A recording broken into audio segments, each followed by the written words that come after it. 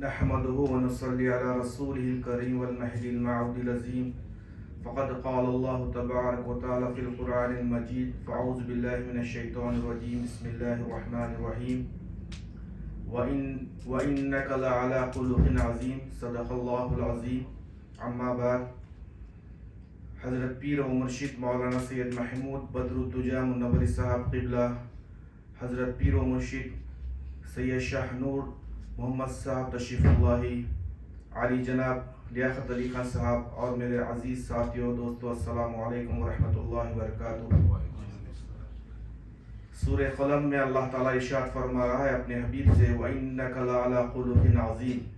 اور بے شک ہم نے تم کو اخلاق کے اعلیٰ مرتبے پر فائز کیا ہے۔ رسول مقبول صلی اللہ علیہ وسلم کی حدیث مبارک ہے تم میں بہترین شخص وہ ہے جس کے اخلاق عمدہ ہے۔ آپ صلی اللہ علیہ وسلم نے فرمایا کہ میرے اخلاق مہدی کے اخلاق ہوں گے۔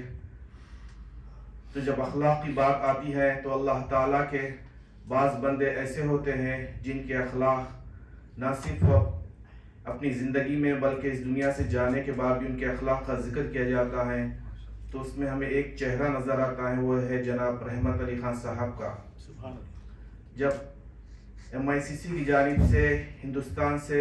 سب سے پہلے جو حافظ آیا، حافظ کو بلایا گیا، یہ بندے ناچیز گناہگار تھا، تو جب میں 1998 میں آیا تو میں رحمت علی خان صاحب سے اور حضرت پیر و مرشد مولانا سید نصرت صاحب قبلہ تشریف اللہ رحمۃ اللہ علیہ، یہ دونوں شخصیت سے زیادہ ملاقات یا واقف نہیں تھا۔ جب میں امریکہ آیا اور MICC میں یہ دونوں حضرات کو دیکھا تو یہ دونوں حضرات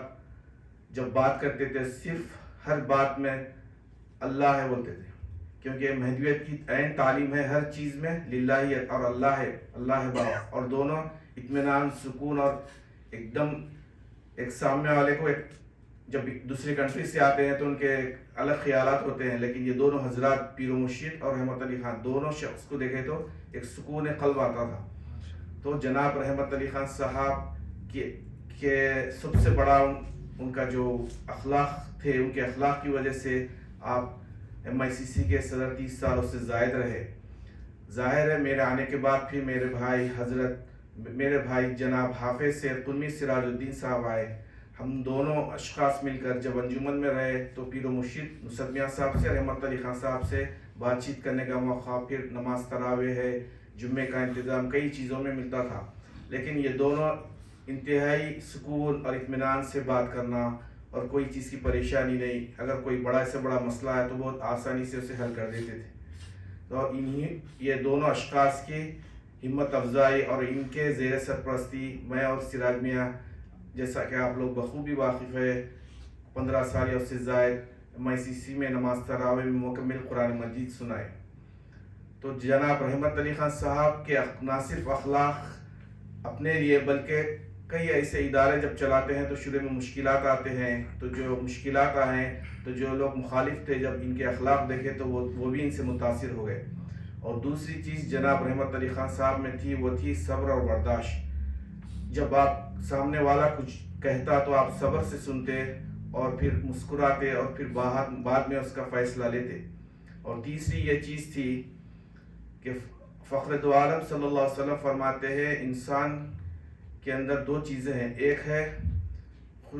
اخلاق اور دوسرے ہے کثرت سے خاموشی رہنا۔ تو رحمت علی خان صاحب آپ نے اکثر دیکھا وہ کثرت سے خاموش رہتے تھے،